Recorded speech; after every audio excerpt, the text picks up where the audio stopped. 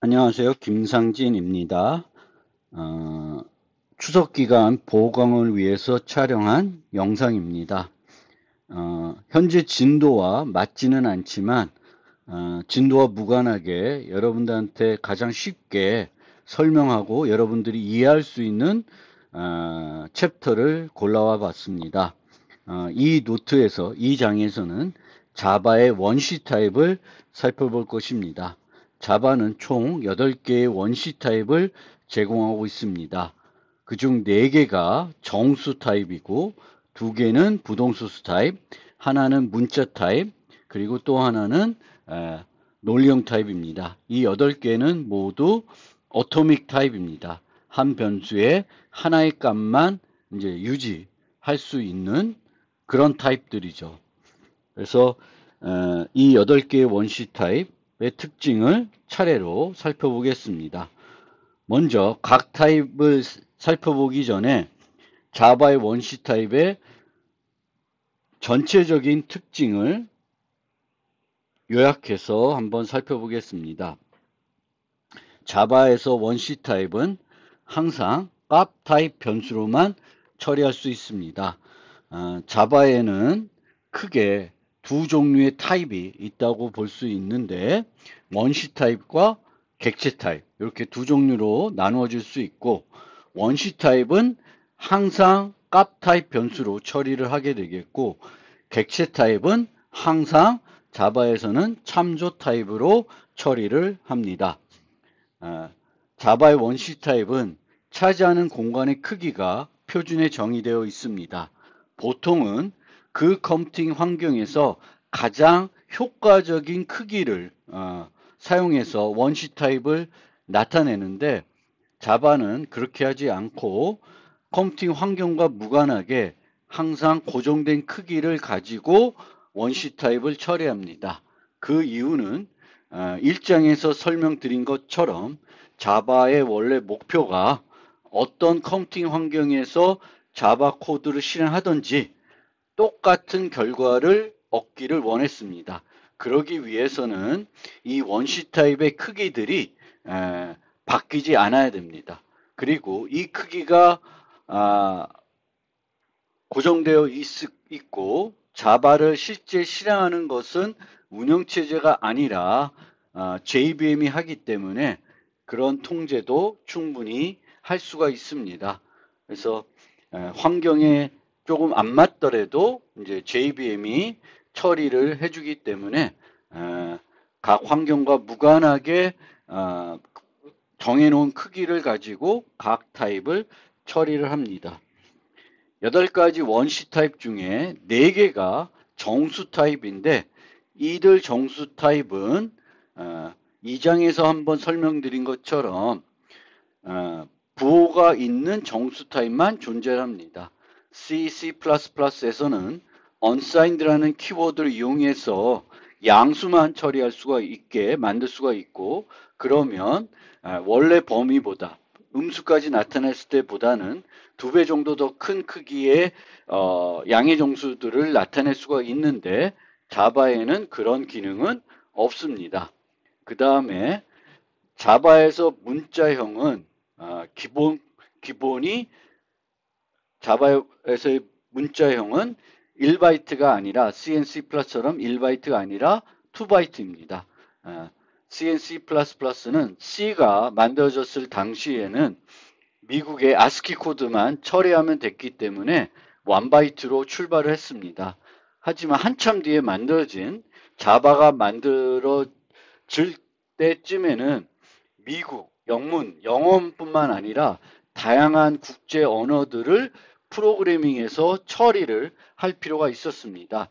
그리고 그걸 위해서 만들어진 코드가 유니코드입니다. 그리고 초창기 유니코드는 2바이트였습니다. 그래서 자바는 문자형을 기본적으로 유니코드로 사용하고 2바이트 크기를 차지를 합니다.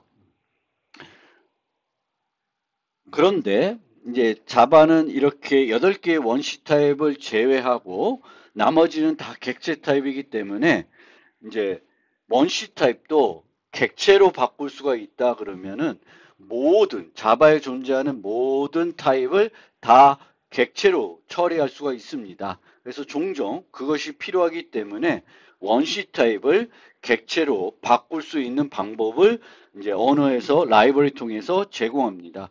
그게 이제 래퍼 클래스라고 하는 것들이 있습니다. 그래서 총 8개의 래퍼 클래스가 있는데 이들 래퍼 클래스는 원시 타입을 객체 타입으로 처리할 수 있도록 해줍니다. 그리고 그것을 자동적으로 해줘요. 하지만 이렇게 자동적으로 원시 타입을 객체 타입으로 또 객체 타입에서 원시 타입으로 바뀌는 과정에서 비용이 발생하기 때문에 불필요하게 이 래퍼 객체를 이용한다든지 하는 것은 바람직하지 않습니다. 그런데 이 래퍼 클래스는 이제 원시 타입을 객체로 바꿀 때만 사용하는 것이 아니라 여기에 다양한 메소드들도 있고 또 다양한 상수들도 정의되어 있습니다. 그래서 이들을 우리가 원시 타입을 처리할 때도 많이 활용하게 됩니다. 예를 들어서 인테저 맥스 밸류는 int 타입의 최대값을 나타내게 되겠고 또 부동소수를 비교할 때 그 반올림 오차 오류 때문에 정확하게 비교하기가 어려울 수 있는데 좀 더 정확하게 비교하기 위해서 요 더블의 컴페어라는 메소드를 이용해서 원시 타입, 더블 타입의 두 개의 원시 타입 변수를 비교할 수도 있습니다. 그러면 이제 정수 타입, 4개의 정수 타입부터 살펴보겠습니다. 그래서 byte, short, int, long 4개의 정수 타입이 있고 그것의 크기는 1바이트, 그 다음에 2바이트, 4바이트, 8바이트 이렇게 크기가 되어 있습니다. 1, 2, 4, 8 이런 크기를 가지고 있고요. 이 4개의 타입 중에 기본 타입이 int입니다.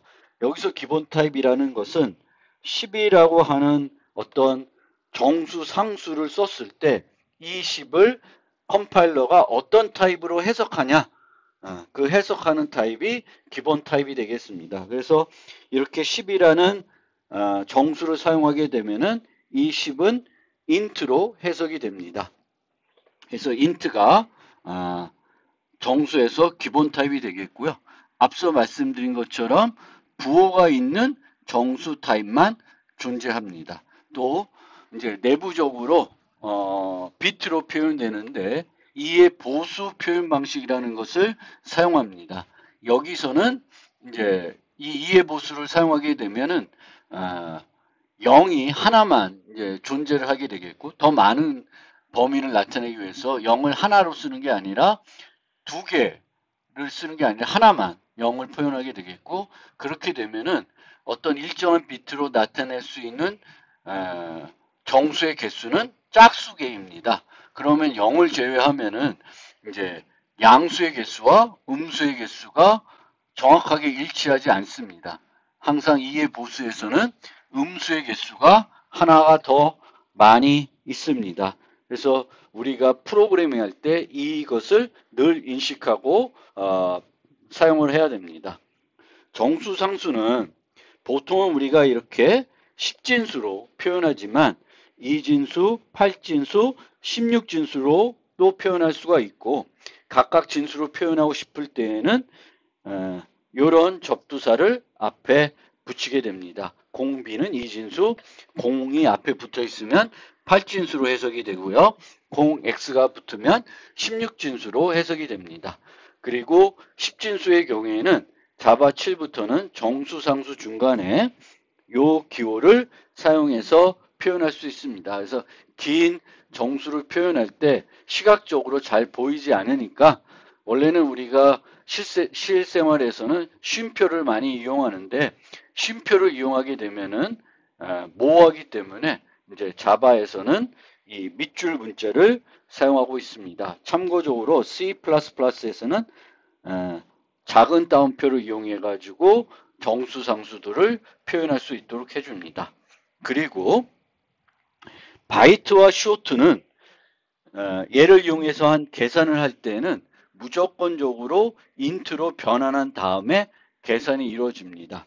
뿐만 아니라 캐릭터도 어떤 산술 연산에 사용이 되면은 무조건 int로 바꾼 다음에 계산이 진행됩니다. 요것도 여러분들이 잘 기억하고 있어야 됩니다.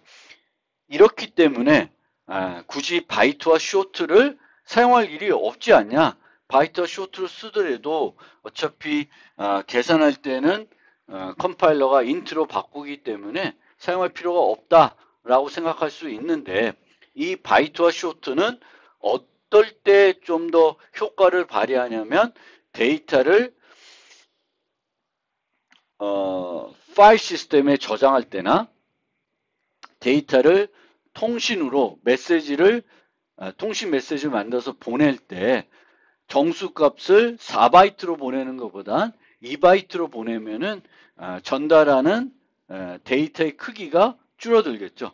또 저장할 때도 4바이트로 저장하는 게 아니라 2바이트로 저장하면은 더 적은 공간을 차지할 수 있습니다. 그래서 주로 바이트와 쇼트는 일반적인 프로그래밍에서는 많이 사용되지 않고 이제 인트를 주로 쓰게 됩니다. 물론 이제 단일 원시 타입 변수는 당연히 그렇게 되는 거고요. 근데 또 배열이나 이런 경우에는 또 인트 배열 대신에 바이트 배열 쓰게 되면은 메모리를 절약할 수 있는 여지는 충분히 또 있습니다. 그래서 그렇게 좀 생각해 주시고요.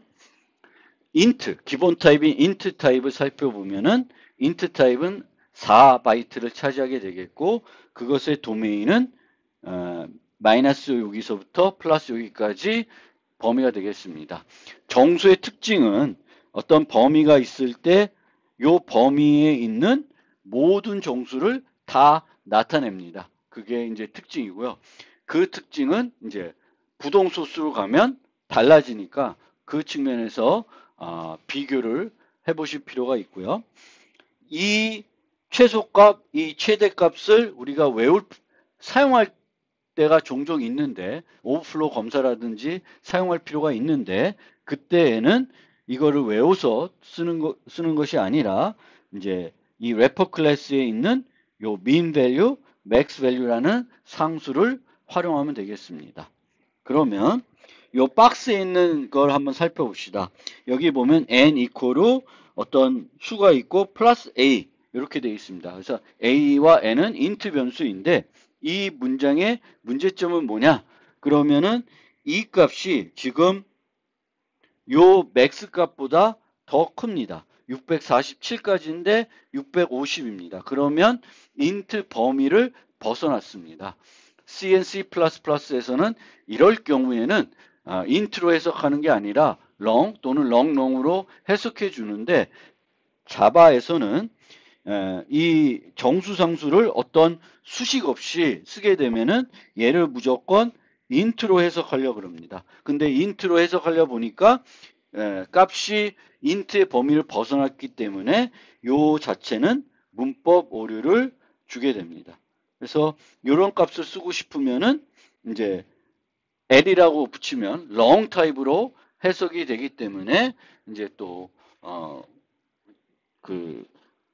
사용할 수 있게 되는데, 이럴 경우에는 long 플러스 int가 돼서 long 값이 되겠고, long 값을 int에 저장할 수 없으니까 여전히 오류가 발생을 하게 되겠습니다. 이처럼 우리가 정수를 사용할 때는 아까도 말씀드렸듯이 어떤 범위가 있으면 이 범위 내에 있는 모든 값을 다 나타낼 수가 있습니다. 그런데 이렇게 큰 두 개의 값을 더한다든지 이렇게 작은 두 개의 음수를 더한다든지 하게 되면은 이쪽으로 값이 이 int가 표현할 수 있는 범위를 벗어나게 됩니다. 이렇게 벗어날 때 그 현상을 우리는 컴퓨터에서는, 프로그램에서는 오버플로우가 발생했다고 합니다. 넘침이 일어났다. 그런데 이 오버플로우가 발생하면은 예외적인 상황이지만 예외로 처리해서 프로그램이 죽지는 않습니다. 그렇기 때문에 우리가 오류를 있는데도 모르는 상태로 프로그램이 계속 동작을 할 수가 있습니다. 그러다가 이 위치에서 아니라 다른 위치에서 문제가 발생하게 되겠고 그 원인을 찾는 것이 어려울 수도 있습니다. 요 예제로 보시면은 n이 요 범위인데 이 두 개를 곱하게 되면은 이제 그 정수의 범위를 벗어나게 되겠고, 그럼 오버플로우가 발생하는데 실제 출력을 해보면은 이렇게 마이너스 값이 됩니다. 그래서 그 이제 정수에서는 큰 수가 돼서 오버플로우가 되면은 그게 음수가 된다. 그럼 왜 음수가 되냐? 이의 보수를 이해하면 알 수가 있는데, 예를 들면은 4비트를 사용한다 생각해 봅시다. 그러면 요 값은 요게 이제 비트 표현이면은 7에 해당되겠죠. 4, 2, 1이니까 7에 해당됩니다. 그런데 2의 보수에서는 이렇게 001이 되면은 요 첫 번째 비트가 1이면은 부호 비트이기 때문에 음수를 나타내고요. 그럴 경우에는 요 1이 원래 8인데 마이너스 8이 됩니다. 그럼 마이너스 8과 1을 더하면 마이너스 7이 돼요. 그래서 이렇게 되는데, 그러면 여기다가 7에다가 1을 더해 봅시다. 그러면은 이제 어떻게 계산이 되냐면 1 올라가고 0, 또 1 올라가고 0 해서 1이 됩니다. 1, 0, 0이 돼요. 그럼 1, 0, 0, 0은 뭐냐면은 마이너스 8이 됩니다. 그래서 7과 1을 넣었더니 오버플로우가 일어나고 이제 음수가 되는 거죠. 그래서 이제 넘어간 것들은 다 무시를 하게 되는데, 이렇게 오버플로우가 일어나면 원래 양수였던 애가, 원래는 양수이기 위해서는 첫 번째 비트가 0이었을 텐데 이게 덧셈 과정에서 1로 바뀌게 되겠고, 얘가 1이 되면 음수가 됩니다. 그래서 이런 식으로 전혀 엉뚱한 값으로 출력이 되겠고, 전혀 엉뚱한 값으로 이렇게 출력하는 것이 아니라 n 곱하기 n에서 다른 데 쓰게 되면은 나는 매우 큰 정수가 되기를 기대했는데 양수가 아니라 음수가 돼서 이제 오류가 발생하는 거죠. 또 다른 예로 보겠습니다.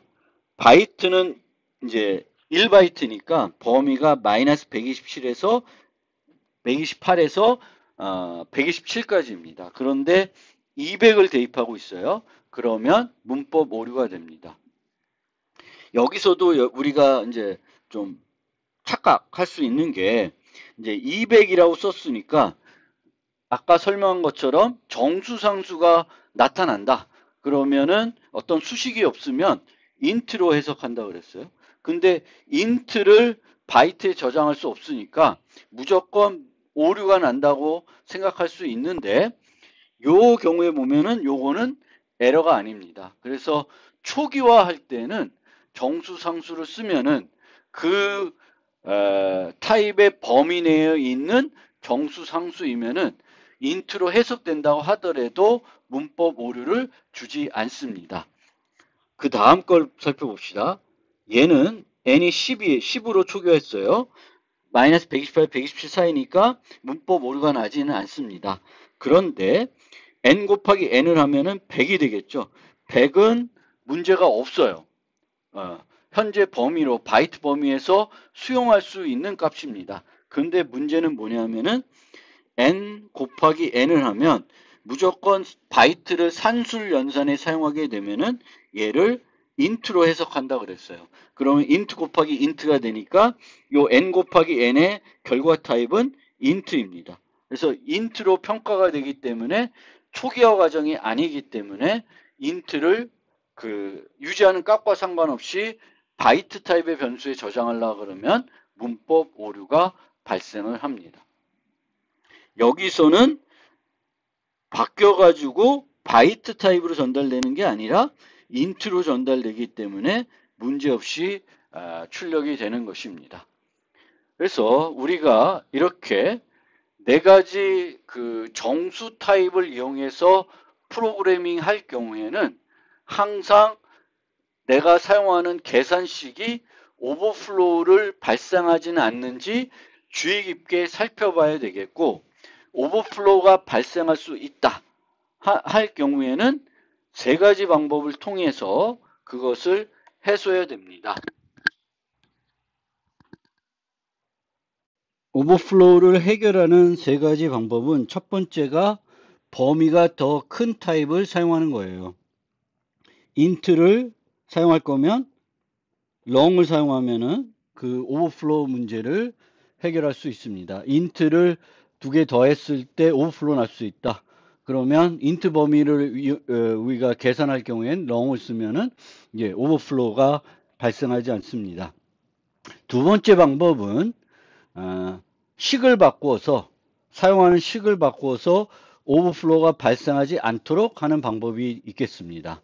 그리고 마지막으로는 빅 인테저라는 타입을 사용하면 됩니다. 롱 같은 경우에 롱보다 더 큰 타입이 없잖아요. 물론 롱 대신에 부동소수를 사용할 수도 있는데 부동소수를 사용할 경우에는 또 다른 문제가 발생할 수 있습니다. 이 경우에는 마지막 수단으로 빅 인테저라는 타입을 사용할 수밖에는 없습니다.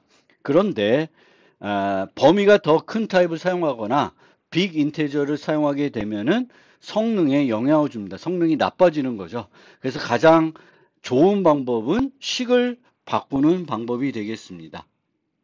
예를 들어 보면은 지난번에 봤던 예제일 것 같은데 이 ABS의 경우에는 이제 절대값으로 바꿔주는 건데 n이 인테저 min value인 경우에는 양수로 바꿀 수가 없습니다. 왜냐하면 대응되는 것이 없기 때문에.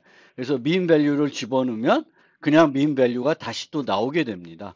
그래서 그런 문제들, 이런 함수들은 불가피하게 이런 문제가 있다는 것을 알고 사용을 해야 되겠죠. 즉 ABS의 어떤 값을 전달할 때 이 값이 인테저 min value가 아닌지 확인할 필요가 있고요.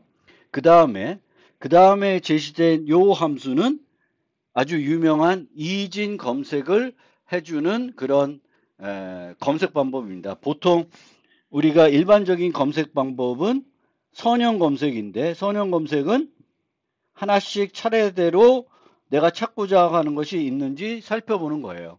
그러면 이것의 비용은 최악의 경우는 없는 경우가 되겠죠. 최악의 경우에는 이제 n개가 저장됐을 때 n개를 다 살펴봐야 됩니다. 즉 내가 검색해야 되는 그 요소의 개수만큼 비용이 소요돼요. 그런데 이진 검색은 언제 사용할 수 있냐면은 요 검색하고자 하는 데이터가 정렬되어 있어야 돼요. 정렬되어 있는 경우에는 처음부터 맨 처음 거랑 비교하는 것이 아니라 중간 거하고 비교를 하게 됩니다. 이 비교를 했더니 내가 찾고자 하는 게 이 중간 거보다 커요. 그러면 이 밑에 있을 수가 없죠. 그래서 한번 비교를 통해서 후보가 반이 배제가 됩니다. 아까 선형 검색에서는 얘가 아닌지 알면 나머지 하나만 배제되고 n-1개와 계속 비교를 해야 됩니다. 근데 이진 검색에서는 한번 비교했더니 얘보다 크다. 그러면 이쪽 반은 없어진 거고 얘보다 작다. 그럼 이쪽 위 반은 사라지는 겁니다. 배제를 할 수 있는 거죠. 그래서 한번 비교할 때마다 남는 후보가 반씩 줄어들어요. 그래서 이진 검색의 비용은 로그 n 비용이 소요된다고 합니다. 그래서 이런 식으로 이제 알고리즘 진행하는데 여기 보면은 중간값, 중간 위치를 계산하게 됩니다. 그래서 이 중간 위치를 계산하는데 어떻게 계산하냐면 로우와 하이를 더해가지고 나누기 2하고 있습니다. 이 순간에 바로 이제 오버플로우가 발생할 수 있습니다. 로우와 하이가 매우 큰 수다. 인테저 맥스 밸류의 반보다 둘 다 큰 수다.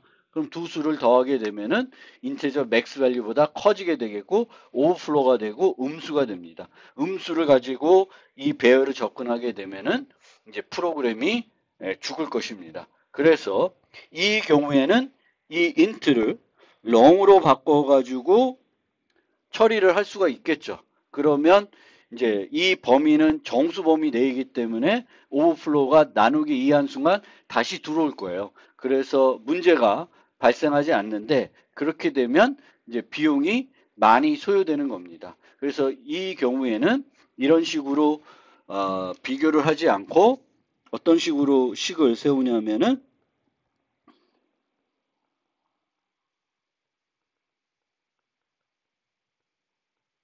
이런 형태로 식을 우리가 만들게 되면은 이제 오버플로우가 절대 일어나지 않고 똑같은 효과를 얻을 수 있습니다. 그래서 이 두 번째 예제처럼 가장 베스트한 방법은 원래 생각했던 식을 사용하는 게 아니라 똑같은 결과를 주거나 아니면 좀 똑같은 결과가 아니어도 비슷한 효과를 주는 식으로 바꿔가지고 계산을 하게 되면은 이제 오버플로우 걱정 없이 프로그램을 사용할 수 있습니다. 또 다른 예로 우리가 A와 B를 비교할 때 많은 경우에 뺄셈을 해서 A가 큰지 B가 큰지 살펴보게 되는데 이 경우에도 A-B를 할 때 오버플로우가 일어나 가지고 원래 두 수의 그 크고 작음보다는 다른 결과를 줄 수가 있습니다.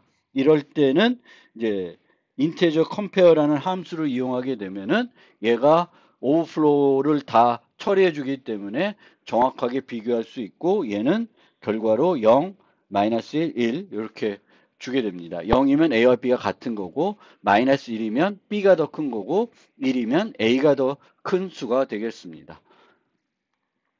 그 다음에 이제 우리가 보통 이 두 수를 더했을 때 이 수가 이 최대값보다 커지면 오버플로우가 발생하는 거죠. 그러면 이 두 개의 덧셈이 오버플로우가 발생하는지 살펴보기 위해서는 이런 조건식으로 할 수는 없고요. 왜냐하면 이 덧셈하는 과정에서 이미 오버플로우가 발생하게 되겠고 이제 다른 결과를 주게 되죠. 그래서 이 경우에 어떻게 해야 되냐면 B를 1로 넘겨서 인테저 max value 마이너스 B가 B 값보다 A가 큰지 살펴보면 되겠습니다. 만약 A가 크면은 B랑 더했을 때 오버플로우가 발생하게 됩니다. 그래서 그런 것들을 우리가 잘 생각해서 이 정수 관련 오버플로우 문제를 해결해야 됩니다. 그 다음에 이제 인트에 대해 설명을 했고요. 이제 나머지 이제 그 정수 타입에 대해 설명드리면 앞서 좀 설명도 드렸는데 이제 롱은 8바이트예요. 그래서 범위가 훨씬 크고요. 내가 어떤 숫자를 쓸 때 정수의 범위보다 큰 수를 썼는데 이 L과 또는 소문자 L로 수식을 안 하게 되면은 자바에서는 문법 오류가 됩니다. 그래서 그 인트 범위보다 큰 수를 상수로 표시하고 싶으면 반드시 써야 되겠고 그냥 10을 쓸 때도 이 10을 인트로 해석하는 것이 아니라 롱으로 해석하고 싶으면은 여기다 10L 또는 10L 이런 식으로 붙여줘야 이제 컴파일러가 요 상수를 이제 롱 상수로 인식하게 됩니다. 하지만 쇼트나 바이트는 명시를 하면서 뭔가 수식을 해서 쇼트나 바이트로 인식하게끔 하는 방법은 없습니다. 그 이유는 말씀드렸듯이 쇼트와 바이트 변수는 어차피 산술 계산식으로 하게 되면 자동으로 인트로 바뀌게 됩니다. 그래서 자바에서는 어떤 상수를 나타내면서 이 상수가 쇼트로 해석되게 또는 바이트로 해석되도록 상수를 프로그램에서 이렇게 기술하는 방법은 존재하지 않습니다. 하지만 이 쇼트와 바이트는 메모리를 절약하기 위해서 사용이 될 수 있습니다. 특히 파일 시스템의 데이터를 저장하거나 메시지를 통신으로 교환할 때 많이 쓰일 거고요. 배열 같은 여러 개의 값을 유지해야 될 때 굳이 인트로 유지할 필요가 없으면 쇼트나 바이트로 유지하게 되면은 전체적으로 필요한 메모리 공간을 그만큼 절약할 수 있습니다. 정수를 이용한 산술 연산 다 알고 계시겠지만 이제 정수 타입의 변수에 있는 데이터는 우리가 사칙 연산을 할 수가 있고 나머지 연산을 할 수가 있고 또 비교를 할 수가 있습니다. 그런데 우리가 이항 연산을 할 때 두 피연사 타입이 다르면 항상 정보 송실이 없도록 확정 변환한 후에 계산이 이루어지게 됩니다. 그래서 1 더하기 1.5는 1.0 더하기 1.5가 되겠고 결과는 2.5 더블 타입으로 해석이 되겠습니다. 그리고 이런 사칙 연산 관련해서 주의할 사항은 정수 나눗셈과 부동소수 나눗셈이 다르다는 거. 그러니까 나눗셈의 두 피현자가 정수이면 정수 나눗셈을 하게 되겠고, 둘 중 하나가 부동소수이면은 부동소수 나눗셈을 하게 됩니다. 정수 나눗셈의 경우에는 결과가 정수가 되기 때문에 소수점 이하는 벌어지게 되는 그런 것이 되겠고요. 그 다음에 나머지 연산의 경우에는 피연산자가 모두 양의 정수일 때만 직관적입니다.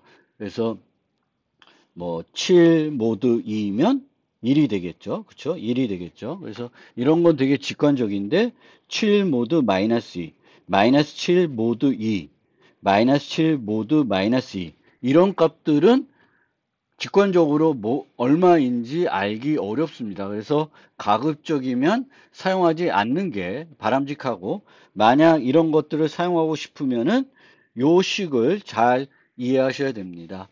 예를 들어서 마이너스 11 모두 2이면은 어떤 식으로 계산이 되냐면 a 마이너스 a 나누기 b 곱하기 b가 됩니다. 그래서 이 경우에는 마이너스 11을 2로 나누면은 마이너스 5가 되겠고, 얘를 2로 곱하면 이제 마이너스 10이 되는데 앞에 마이너스 때문에 플러스가 돼서 마이너스 1이라는 값을 얻게 됩니다. 그럼 너무 복잡하니까 가급적이면은 나머지 연산을 해야 될 경우에는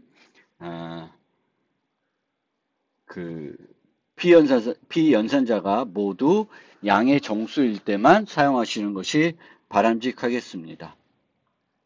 자, 예제가 하나 있는데 이런 경우에도 우리가 이 수에서 요 숫자가 얼마나 등장하는지를 계산해주는 함수를 만들고자 한다. 그러면 이제 숫자가 이렇게 주어져 있고 2가 주어지면은 2가 3번 나타나니까 이제 3을 결과로 주어야 됩니다. 그래서 정수를 처리해야 되는데 정수에 있는 각 자릿수를 우리가 자릿수 있는 숫자를 하나씩 얻어서 사용을 해야 돼요. 그럴 때 뭐 다 아시겠지만 기본적으로 모두 10을 하게 되면은 맨 마지막 수를 얻어낼 수 있습니다. 그래서 우리가 모두 10을 해서 얻고 그 다음에는 요 넘버를 10으로 나누어져 가지고 3을 버린 다음에 다시 모두 10을 하게 되면은 그 다음 2를 얻을 수 있습니다. 그래서 요것을 하나씩 얻으면서 요 값이 디지트하고 같은지 비교를 하게 되겠고, 같으면 카운트 변수를 0으로 한 다음에 카운트를 증가시켜 주고 이제 최종적으로 카운트를 반납해 주면은 반환해 주면은 이 함수를 만들 수 있습니다. 그런데 이제 일반적인 경우는 그렇고 우리가 함수를 만들면 항상 예외적인 상황들을 생각해 봐야 됩니다. 이 예외적인 상황들은 대부분 이 매개 변수들, 인자들과 관련이 되어 있습니다. 그러면 둘 다 인트니까 얘도 민맥스에서 민 밸류에서 맥스 밸류까지 이제 값이 올 수가 있고, 얘도 마찬가지인 거죠. 그래서 둘 다 범위는 마이너스 얼마에서 플러스 얼마까지 다 가능합니다. 얘는 뭐 음수가 와도 상관이 없는데 얘는 범위가 0부터 9까지만 의미 있고 나머지는 의미가 없습니다. 따라서 이 함수를 만들 때에는 요 디지트가 0에서 9 사이인지를 확인하고, 만약 0에서 9 사이가 아니면은 예외를 발생시킬 수도 있지만 그냥 return 0 해가지고 없다 이런 형태로 프로그램을 해도 되겠습니다. 그러면 얘가 음수일 때는 어떻게 될까요? 얘가 음수일 때는 아까처럼 모두 10을 하게 되면은 3을 주는 게 아니라 마이너스 3을 주게 됩니다. 그래서 우리가 어떤 생각을 할 수 있냐면은 이 들어온 수를 절대값을 구한 다음에 방금 했던 방법으로 나머지 10을 한 다음에 이제 비교하는 방법을 사용할 수가 있는데, 이 경우에는 이제 요 mean value가 int number로 들어오게 되면은 그 알고리즘은 또 올바르게 동작을 안 하게 됩니다. 왜냐하면 mean value를 우리가 절대치 취하면은 여전히 mean value가 보통 되기 때문에 이제 여전히 음수가 나올 겁니다. 그래서 이 경우에 어떻게 해야 되냐면 얘를 처음부터 양수로 바꾸는 것이 아니라 number 모드 10한 요 값을 ABS에서 얘와 디지트를 비교하는 방법으로 하게 되면은 오버플로우 문제도 없고 음수일 때도 다 정확하게 동작을 하게 됩니다. 그 다음에 우리가 이제 게임 같은 걸 만들거나 아니면 다른 어떤 프로그램들을 만들 때 난수를 많이 발생해야 됩니다. 그래서 자바에서 만약 난수 발생이 필요하면은 랜덤 클래스를 사용할 수가 있고, 얘는 이제 객체를 이렇게 생성을 한 다음에 next int를 호출하게 되면은 얘는 0부터 5까지 요 주어진 수의 n-1 수까지 사이에서 하나의 랜덤한 값을 반환해 줍니다. 그래서 주사위를 우리가 구현하고 싶다. 그럼 주사위는 1에서 6까지니까 이렇게 만든 다음에 얘는 0에서 5를 주니까 여기다가 2를 더하면 이런 식으로 이제 얻을 수가 있습니다. 그래서 육면 주사위를 구현해낼 수가 있는 거죠. 랜덤 수 갖고. 근데 요즘은 이렇게 랜덤한 객체를 내가 직접 생성하지 않고 요걸 이용하게 됩니다. 요거는 이제 다중 스레드 환경에서 효과적으로 쓰기 위해서 이렇게 이제 스레드 로컬 랜덤이라는 뭔가를 사용하는데, 얘가 우리가 프로그램할 때 다중 스레드 환경이 아닌 경우에도 이제 이런 식으로 우리가 사용하게 되면 직접 객체를 내가 생성하지 않아도 되니까 좀 더 편리하게 됩니다. 그래서 얘는 시스템 내부적으로 랜덤한 객체를 적절하게 초기화해줘서 만들어주기 때문에 효과적으로 우리가 사용할 수 있습니다. 그리고 next int 대신에 next double을 사용할 수가 있는데, next double은 이제 0에서 1 사이에 임의의 수를 만들어 줍니다. 그래서 만약에 next double 갖고 이제 그 주사위를 구현하고 싶으면 이제 이런 식으로 구현을 할 수가 있습니다.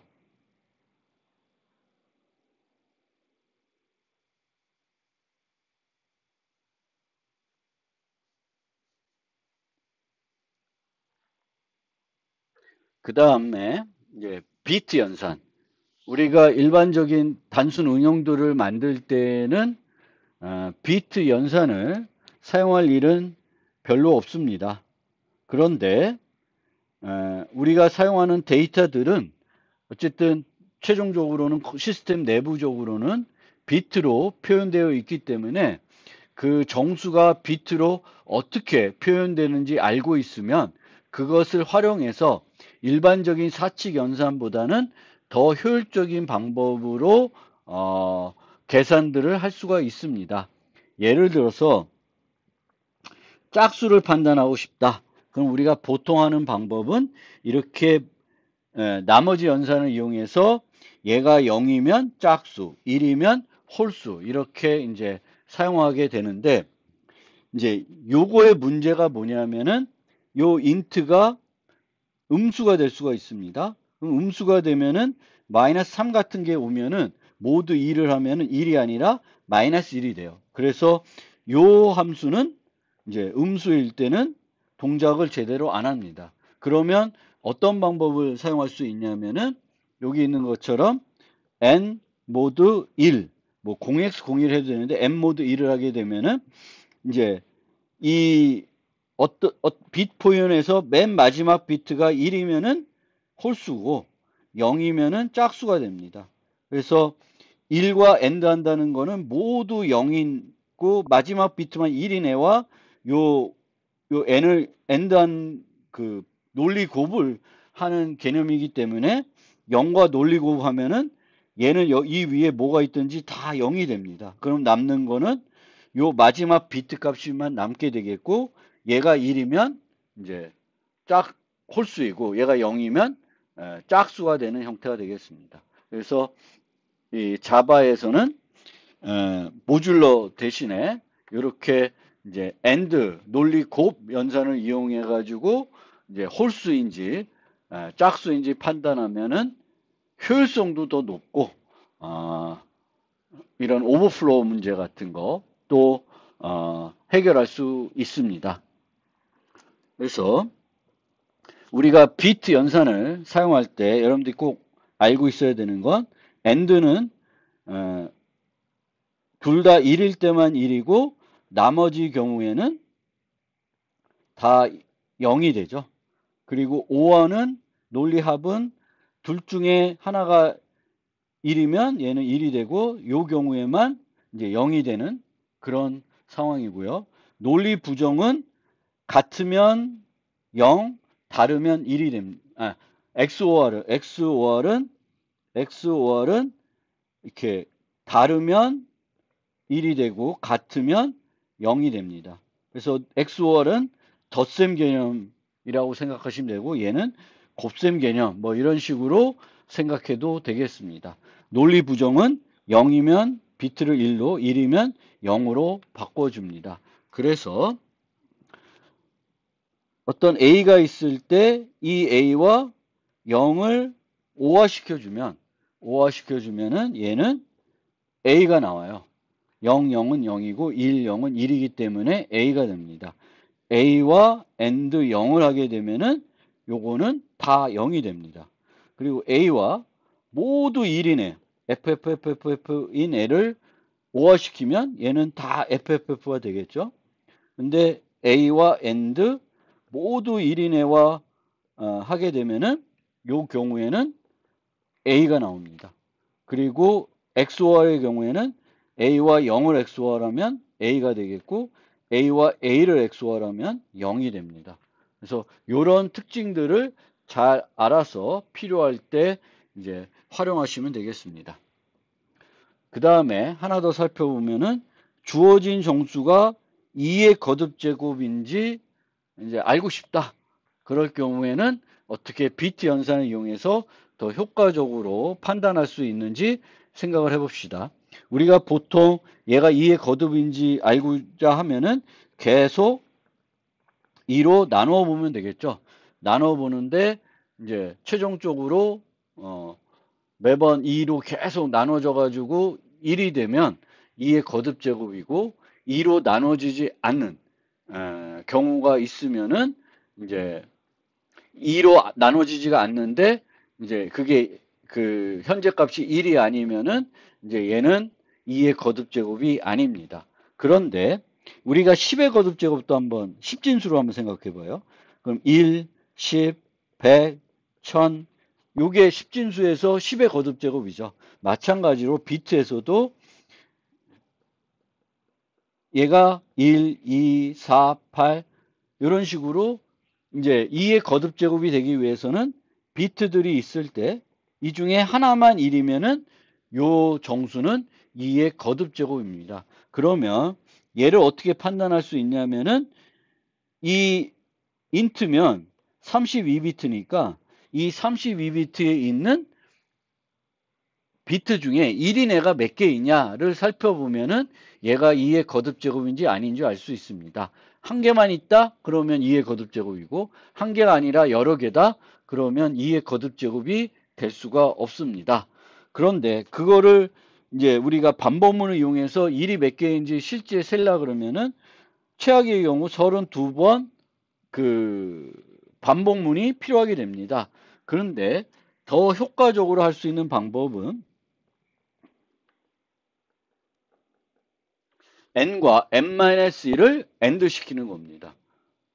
이게 왜 이렇게 되냐면